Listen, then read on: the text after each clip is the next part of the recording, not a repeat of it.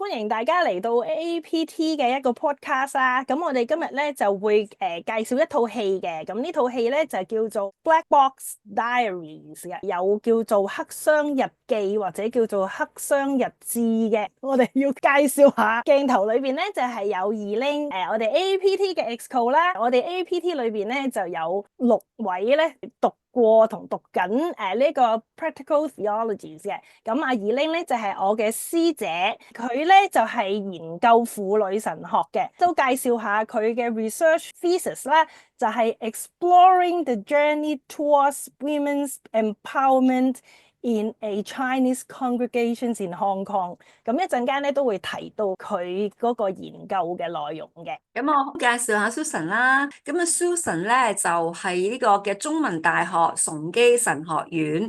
院牧部裏邊嘅院牧助理。當時 APT 活動咧，其實佢係背後嗰個嘅重型嘅推手。戲院睇戲啊，睇爸爸啊，或者之前嘅忽然一推啊，睇戲啲嘅活動啊，再之前嘅 conference 啊等等咧，都係阿 Susan 咧差唔多一力承擔。咁我哋咧就講翻咧，今日我哋點解會介紹呢套戲啦？其實呢一套戲咧係出過本書嘅，咁就黑箱，咁就喺2017年出嘅時候咧，Elaine咧已經睇咗呢套戲。我咧就係舊年已經喺台灣睇咗呢套戲，咁就等埋阿Elaine睇埋啦。咁我哋咧就今日咧一齊去傾下嘅，無可避免咧，我哋今日係要劇透噶啦。咁或者大家都會喺唔同嘅媒體咧都會大概見到女主角啦。咁佢就係伊藤詩織小姐啦。咁佢2015年佢自己本身咧就係一個喺美國留學修讀新聞同埋攝影女仔啦。咁因為佢想有一啲嘅工作上機會，咁佢就係去聯絡咗 TBS 喺華盛頓分局局長，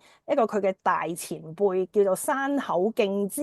係想攞一個實習嘅機會嘅。咁山口敬之咧係邊位咧？咁佢就係之前日本首相安倍晉三嘅御用記者。之前安倍過身嘅消息咧，都係由佢發放出嚟嘅。咁而再有一個身份咧，就係山口敬之嘅家姐咧，其實就係安倍晉三太太嘅好朋友嚟嘅。咁所以就係因為咁樣樣啦，佢哋就去揾一個工作嘅機會之後咧，佢係俾山口敬之咧係去性侵咗。咁但係因為啱啱講完佢嘅身份啦，所以佢嘅嗰個權力咧係好大。咁所以佢作為一個受害者啦，一個幸存者，再加上喺日本嘅文化傳統遇見呢個極大嘅權力咧之下咧，咁其實佢係遇到好多嘅困難咧，報警唔受理啦，亦得唔到家人嘅支持啦，甚至係好多嘅指責啦。最後尾咧都係用佢記者嘅身份咧，就係拍咗呢一件事，係前後係經過10年，而佢都拍咗450小時影像，做咗一套戲。咁2017年出咗書啦，2024年呢個紀錄片就出咗啦。咁而喺2025年嘅奧斯卡咧，佢都入圍咗最後5強嘅最佳紀錄片嘅。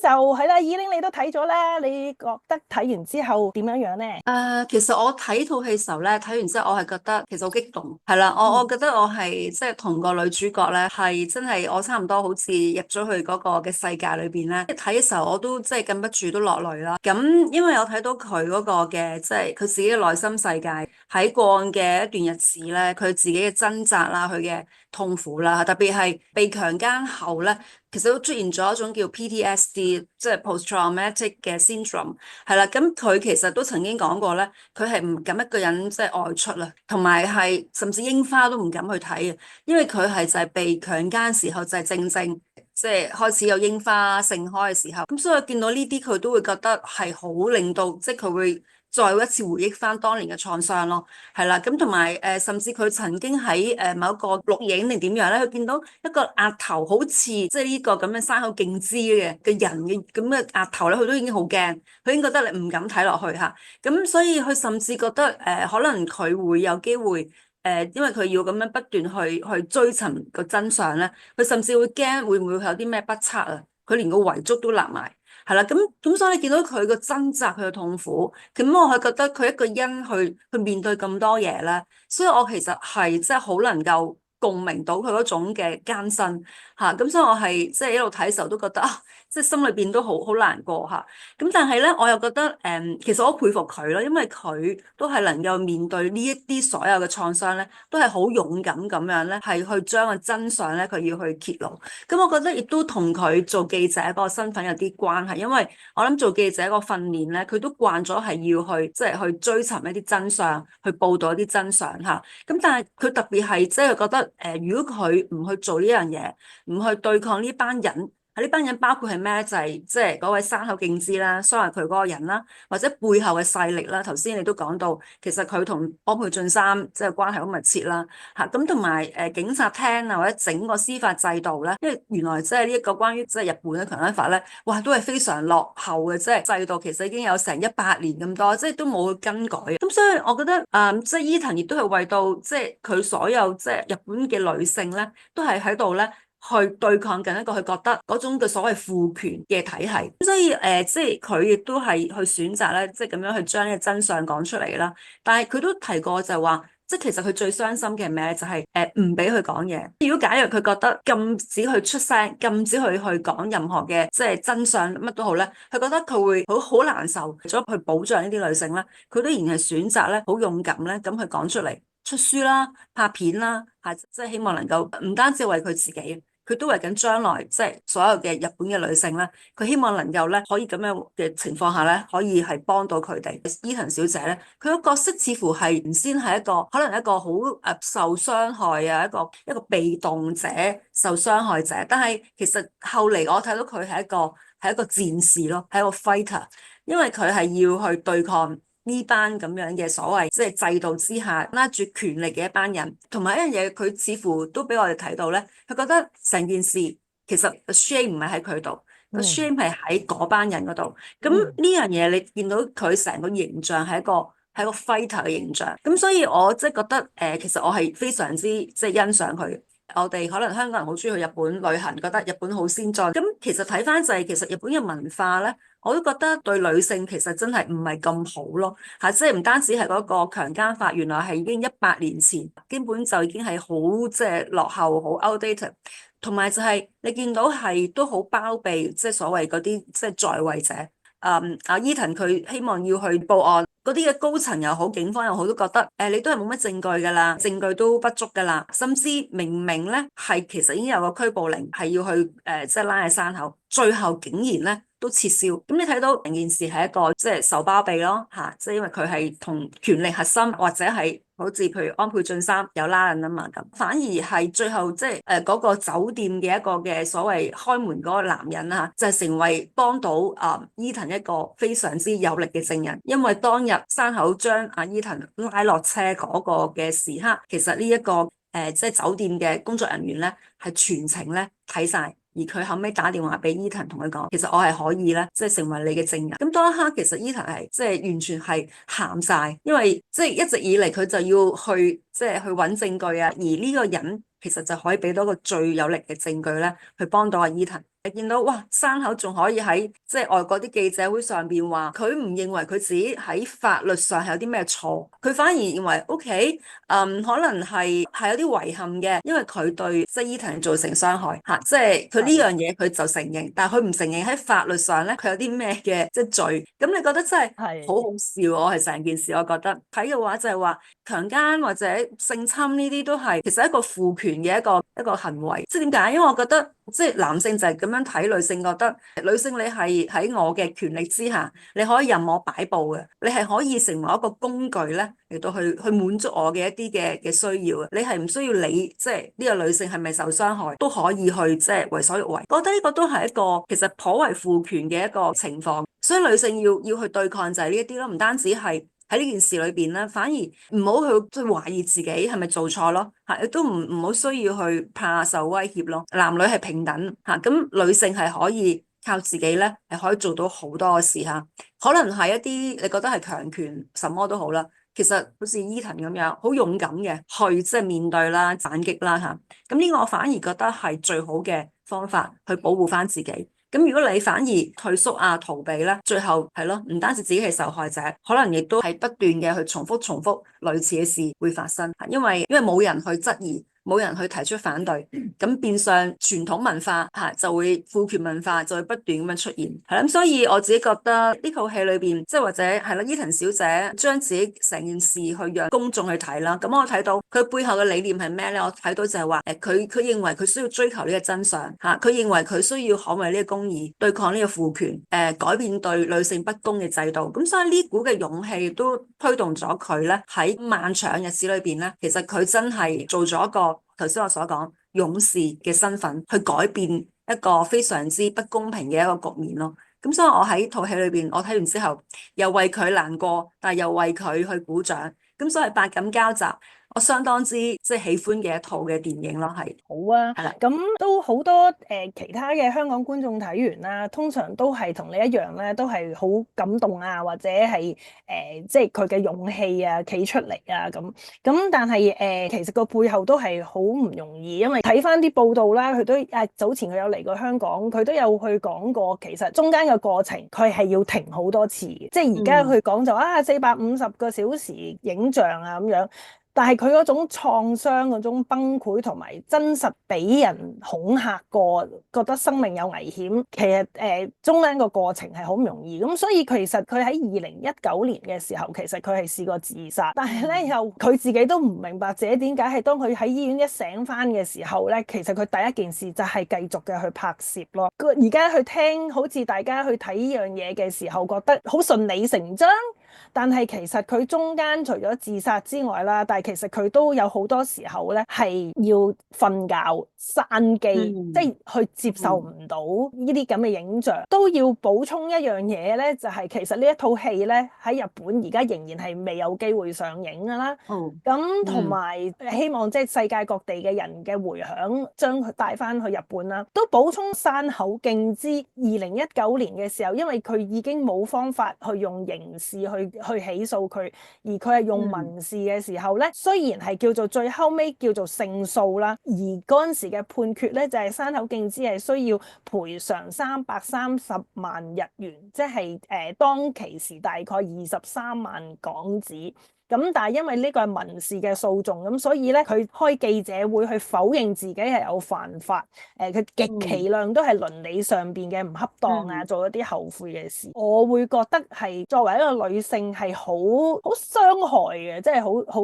痛嘅。但係咧又好奇怪咧，就係套戲裏邊啦，或者係即係真實嘅事件咧，就係其實佢有一個傷害係嚟自婦女。因為婦女唔支持佢啦，話佢即係做呢一啲嘢係為咗自己上位啊嘅各樣嘅抹黑啦，或者係可能又係因為佢嘅身份啦，佢本身係應該係一個好開朗活潑嘅女仔，甚至乎佢話佢啲朋友係會話佢好 crazy 啊咁樣，又留學美國啊，或者係佢主動去 send email 想揾一啲工作嘅機會，而遇到呢一個嘅遭遇咧，都係會被女性去指責嘅咁。因為以玲你係即係婦女神學啊，同埋你嘅 research 其實都有一啲關聯嘅喎，咁或者你都可以講下，即係作為女性點解會有咁嘅現象，或者你都可以講下你嗰個 research 裏邊一啲嘅發現咧。好啊，咁其實都係嘅，即係你都覺得好奇怪嘅，點解女性唔係幫翻女性嘅咩？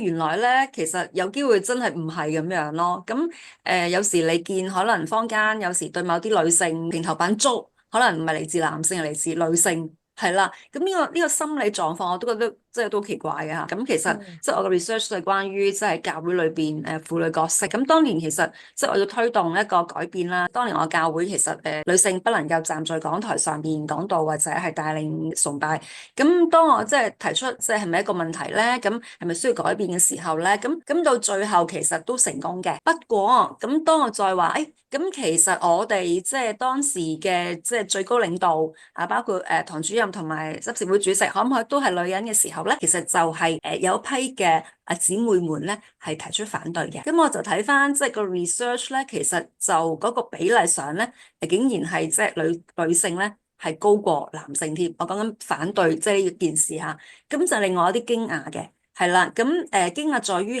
點解女性即係姊妹們竟然會反對由女性去做呢一啲最高領導嘅角色咧？咁所以係一個令我覺得驚訝嘅地方嚟嘅。不過再睇翻就係其實可能都會同即係背景有關啦。無論係因為姊妹們其實都喺教會裏邊一段日子係啦，都好即係受我哋教會嘅傳統文化影響啦，好根深蒂固，覺得應該係由男人領導啦。咁再加上咧，係佢哋本身自己嘅可能另一半都係一啲即係傳道人啦，可能係執事會主席啊咁，所以都會影響佢哋點樣去睇即係嗰個嘅男女角色啊，嗰個領導嘅角色。都可能同年代時代唔同。講你個 research 裏邊真係會反對嗰啲，可能係上一輩噶啦，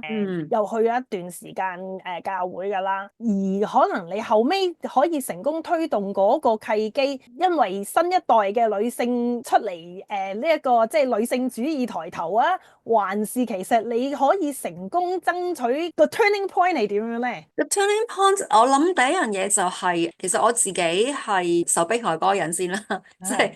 發生喺我身上，咁以至到即係就好似阿 Eton 咁樣啦，即係佢就係被性侵啦，我就係其實當年係因為我都需要係上台去做一個帶領敬拜嘅，但係咁啱係當日有一位其實我哋西差會建立嘅教會咧，西差會嗰位嘅牧者話你不如可唔可以我嚟嘅時候你唔好上去啊咁樣咁呢啲事就觸發我諗好多嘢啦。點解咁樣唔得咧？咁點解你嚟我又唔可以上，你唔嚟我又上得咧？即係成為我一個所謂對一個男女角色嘅一種嘅覺醒 awareness，咁令到我即係對呢個問題就即係可能會比其他我教會嘅姊妹多咗啲思考，都加上後尾即係喺崇基讀書啦，咁遇咗一個字啦，叫父權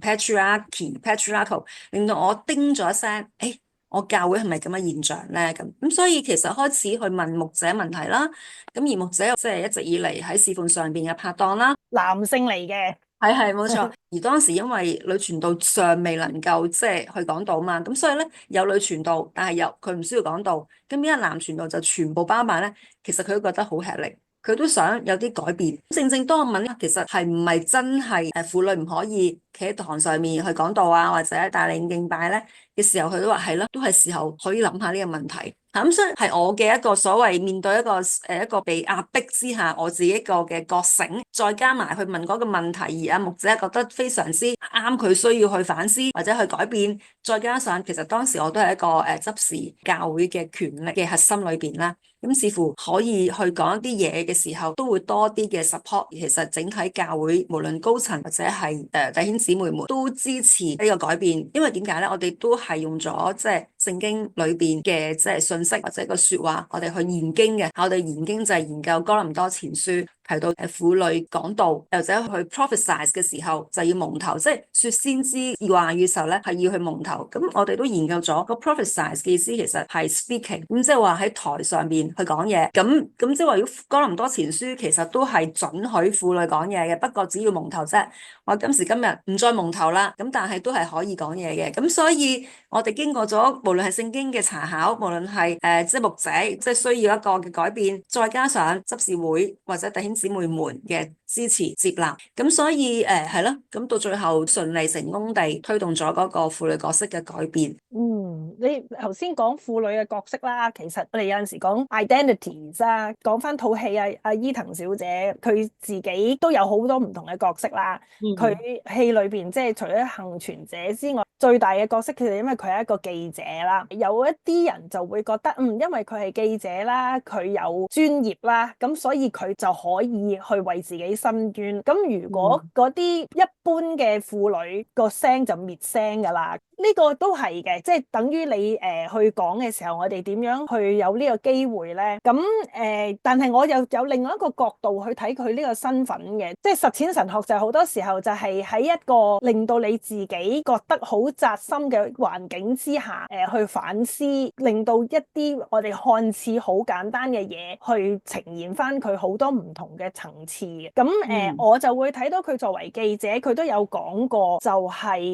因為佢係記者，佢可以去咁緊貼去拍呢450個小時，係因為佢將佢自己抽離咗，即係抽開咗呢個受害者嘅角色，以至到佢就好似平時去做專業嘅採訪嘅時候，佢所以先至可以進入呢啲咁樣嘅景象。咁但係當然中間個過程都係驚恐症發作啊，或者難以想像嘅狀態啦。咁但係佢都有講過話唔可以睇少嗰種傷害咯，因為佢始終都仲係有呢個受害者嘅身份。咁所以雖然呢件事過咗10年啦，佢而家好似好樂觀、好正面喺全世界度去宣傳呢一套戲啦。咁但係其實嗰個傷害係永不磨滅㗎咯。咁同埋佢仲有個身份就係，即係佢要係受害者嘅時候去報警嘅時候，其實要去講返嘅事嘅時候咧，嗰個唔係叫二次傷害，佢淨係覺得係二次性侵。雖然有呢個記者嘅呢個專業，佢學識抽離，佢識得去追訪，但係其實嗰個痛咧都仲喺度。咁同埋另外仲有一個角色，佢就係女兒嘅角色啦。因為即係佢爸爸其實係期望佢都係傳統咁樣嫁好啊，唔使即係做咁多衝鋒陷陣嘅嘢。頭先都有講過啦，其實佢一直投訴無門嘅時候，點樣令到佢唔放棄咧？都係因為佢女兒嘅角色。因為佢試過睇另外一個訪問，係一個爸爸，佢個女係因為受到性侵而自殺嘅時候，佢即刻喺個爸爸身上去睇見佢自己嘅爸爸，咁而以致到佢咧都可以堅持去繼續去做呢一個採訪咁樣咯。另外一個身份就係有一個學識啦，你會知道會去爭取啦，或者係即係好似伊藤小姐咁，佢自己都有講過，即係佢唔係一般嘅日本女性啦，因為佢可以識講流利嘅英文啦，佢出過國啦，咁所以佢就算而家佢拍咗嘅影像，佢套戲唔可以喺日本度上，但係佢可以喺更大嘅世界裏邊揾到佢自己生存嘅空間。所以佢想像，如果佢只能夠講日文，或者只可以喺日本度求存嘅話咧，其實可能佢2025年嘅時候已經冇咗佢存在呢個世界嘅啦。咁，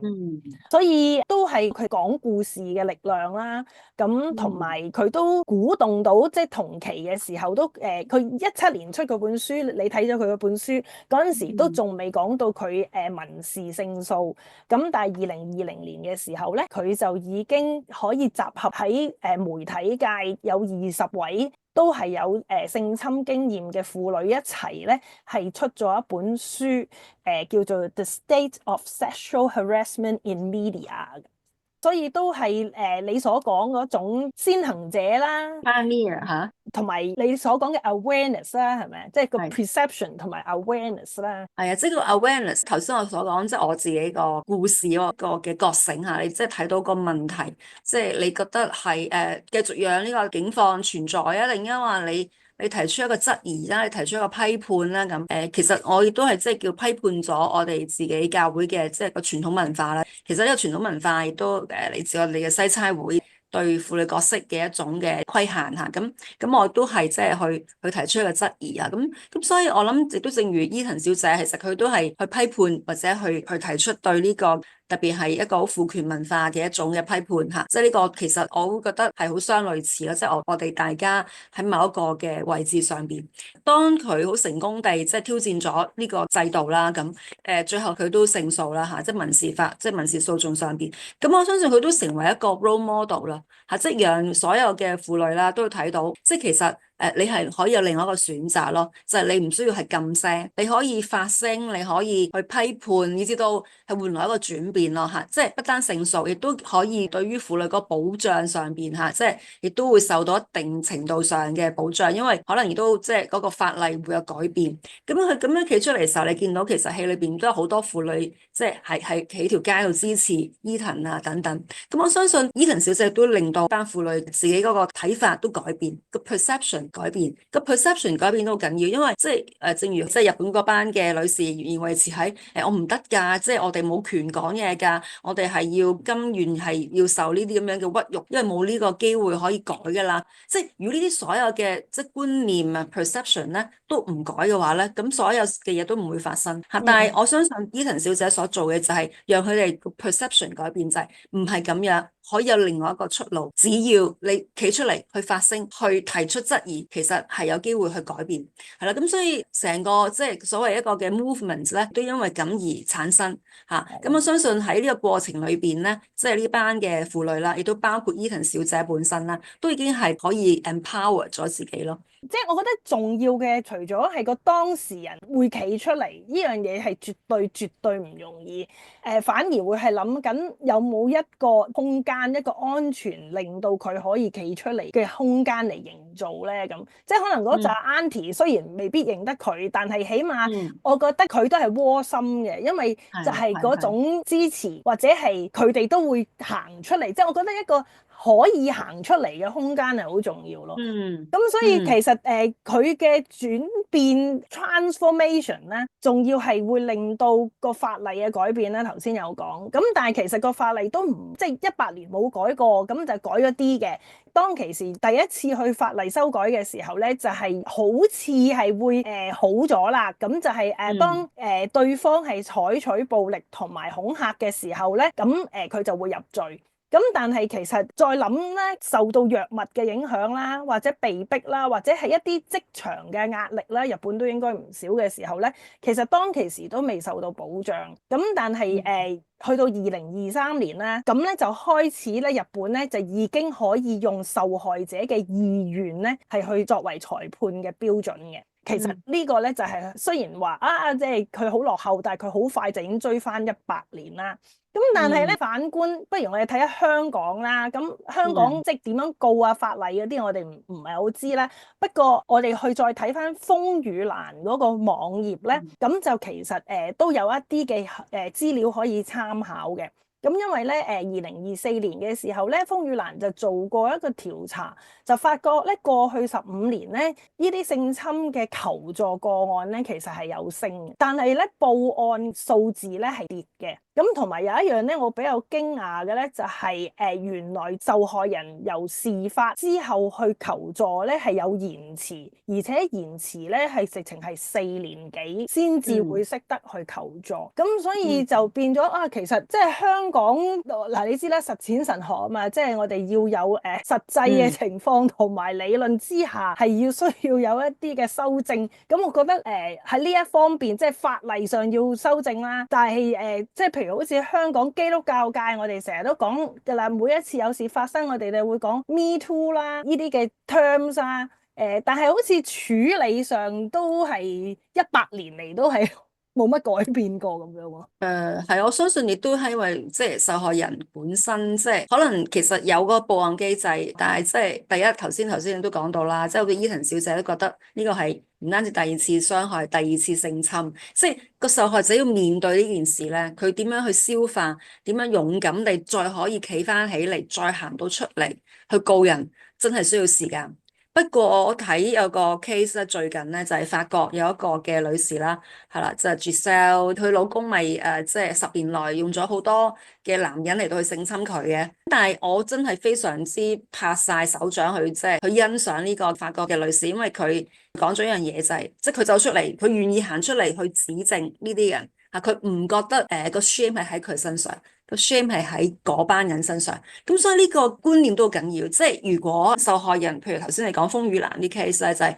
受害人覺得好 shameful 啊，被人性侵，點樣面對人咧？點樣面對自己咧？即係呢種咁樣嘅睇法咧，我諗亦都令到佢哋好卻步啊！即係去無論求助啊，無論去報案啊等等，係啦。咁所以譬如法國呢位 Giselle，又或者而家 Ethan 有一樣嘢，我諗佢哋都係表達咗出嚟，就係其實唔係喺佢錯不在他們的身上，錯乃在呢一班即係強姦者、施暴者。係佢哋錯，其實我係雖然受傷害，但我係需要去指正佢哋，即係因為唔係個 shame 喺我度，係喺你哋呢班人嘅身上。咁所以我覺得呢個所謂即係觀念嘅即係改變啦，嚇，即係一個好大嘅一個嘅我相信嘅即係動力啦，去幫到受害者佢願意行出嚟去指控嗰班嘅犯罪者咯。咁唔容易，但係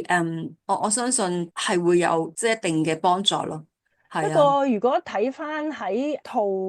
戲裏邊，仲有一樣嘢就係佢面對嗰個權力啊嘛。咁但係其嗯實如果我哋講翻基督教界嘅時候，處理呢樣嘢，其實同樣地受害人都係要面對權力上嘅唔冇錯。幫，或者係甚至乎用唔同嘅方式啦，用經文式嘅又好，或者點嗯樣嘅，而係令到受害人滅聲㗎喎。仲有就係、即係除咗佢哋處理啊，或者平日點樣去論述呢一件事咧？我自嗯己就因為頭先都有講啦，我就喺神學院校務部度做啦，咁我哋都會嗯見到咧係每一年嘅神學生要去實習之前咧，其實咧都會請基督教協進會咧嚟有一個防止性騷擾講座。咁佢哋咧都嗯要 pass 咗呢一個過程咧，先至會可以去實習。但我自己個嗯人咧就有一個疑問嘅，因為我都知道即係呢一個嘅做法啦，唔止神學院嘅，咁我相信啲機構啊都有啦。但我就會覺得嗯呢個方法係咪比較被動咧？即係其實大家就係嚟聽，或者總之就係做咗呢個時數，聽咗呢個時數就叫做 pass 咗。但係其實係一種好被動嘅方式，甚至乎如果再唔係幾理想，就係當事情發生咗嘅時候，如果機構會覺得呢一啲就係已經做到嘅防範措施，而其實我哋做咗㗎啦，即係呢樣嘢，咁我就會覺得，唉，唔係幾理想啦。嗯甚至乎嗯係實質上，其實教會識唔識得去處理，即係點樣去處理咧？咁即係我當然我都會知道係起碼到而家嚟講，嗯。都係仲係喺呢一個 struggle 裏邊咯，咁樣。我相信要提供一個空間啦，即係我哋係保護翻即係所謂受害人。我覺得教會係需要訂立一啲機制，假設有啲咁嘅事發生嘅時候，應該點樣去做咧？嚇，應該點樣去保護受害人啦？去指正傷害者、加害者咁，係需要預先都有啲咁樣嘅規則先訂立咗先咯嚇。咁正如頭先你所講，純粹係只有聽咗一個點樣可以防止性騷擾嘅所謂理論課係啦，咁去到實踐嘅時候，實踐嘅空間喺裏邊，咁點樣咧嚇？咁會唔會有個嘅 gap 喺裏邊咧？咁我覺得呢個位其實教會都要做多少少嘢嚇。行前少少嚟到去先訂立咗啲保護嘅即係機制，咁先可以即係作為一個保障咯嚇。咁當然唔表示100%地即係毫無所謂嘅錯漏或者瑕疵，但係總好過冇咯。伊藤小姐就用咗10年嘅時間啦，就行到去最後尾嘅法例可以改革啦。咁即係希望香港無論係喺社會啦，或者基督教界就唔使10年咁耐先至可嗯以帶嚟一啲轉變啦。不過我哋點解都會係即係用咗今日哇，都用咗好長嘅時間去講睇一套戲，然之後又好似將個話題拉到好遠咧。但係其中都係想我哋去睇戲嘅時候，我哋都可以有一啲反思啦。因為我哋即係嗯 AAPT 咧都有一個生活可以好神學。即係我哋其實生活上都有好多嘢係可以進行呢一個神學反思嘅。咁所以我哋首先講啦，如果今日睇完我哋嘅而想有一啲嘅行動嘅話啦，即係實踐神學嘅實踐，咁當然就係入場支持呢一套嘅紀錄片啦。希望可以大家都去感受到呢個故事嘅力量啦。咁另外咧就係我哋都有 do and don't 嘅。咁 do 係乜嘢咧？就係都係伊藤小姐講嘅，佢就話喺 movement 之前咧，其實係有好多零碎嘅 moments 嘅，咁所以都係唔好睇少好近距離，你會知道一啲嘅受害者嘅時候咧，咁都可以係俾一個空間佢支持，令到佢唔好覺得得佢一個啦咁。咁嗯東係乜嘢咧？就係我都想講咧，有可能係基督徒好容易跌落去呢個位，就係係伊藤小姐即係經過咗一個咁不幸嘅事件啊，佢又可以奧斯卡入圍啦，就係紀錄片啦，又可以有呢一個嘅法律嘅改革啦。但係其實我哋又好容易跌入咗一個論述，就係話佢發生呢啲嘅不幸咧，係成就咗佢之後呢一啲嘅改革。咁呢個係永遠最難聽嘅安慰説話，即係神喺你身上點點點點，即係就係因為成就之後啲嘢。我都遇見好多婦女，即係受到唔同程度嘅傷害啦。每一個都會覺得聽呢一個安慰係最唔安慰嘅，或者甚至乎係覺得受到傷害嘅。咁所以都有講過嘅係可以去講話呢啲不幸嚟去成就啲乜嘢嘢嘅咧，就只有一個人，就係當事人嘅啫。咁所以即係都希望今日即係大家去傾咗好長嘅時候，大家喺唔同嘅片段裏邊咧都可以有一啲即係記得住啊，同埋之後都有啲嘅改變啦。今日嘅話題其中都係好強嘅，係講一個創傷嘅，咁都賣一賣廣告，就係我哋咧喺6月34號禮拜五、禮拜六咧，都係有一個我哋嘅 APTIC 2025嘅，就係一個我哋實踐神學一個國際網上 conference 嘅。咁今年嘅主題咧都係關於創傷，咁有世界唔同地方嘅實踐者同埋學者係會去 present，咁我哋大概係有44張 papers 唔同嘅 parallel sessions 會去 present 啦，同埋係有2位嘅 keynote speaker 嘅。咁除咗呢一樣之外啦，知道咧阿以玲其實咧都同我哋另外一個 members 咧都係錄咗啲關於婦女神學或者婦女話題 podcast 啦，咁我哋陸陸續續都會推出嘅，我哋都可能會用另外一個角度去講其他嘅戲嘅，咁就大家都去密切留意啦。咁希望大家都中意我哋今日講嘅片，如果你哋真係中意嘅咧，就 subscribe、like 同埋 share 啦。咁我哋希望下次再見啦，拜拜。好啊，好，拜拜。拜。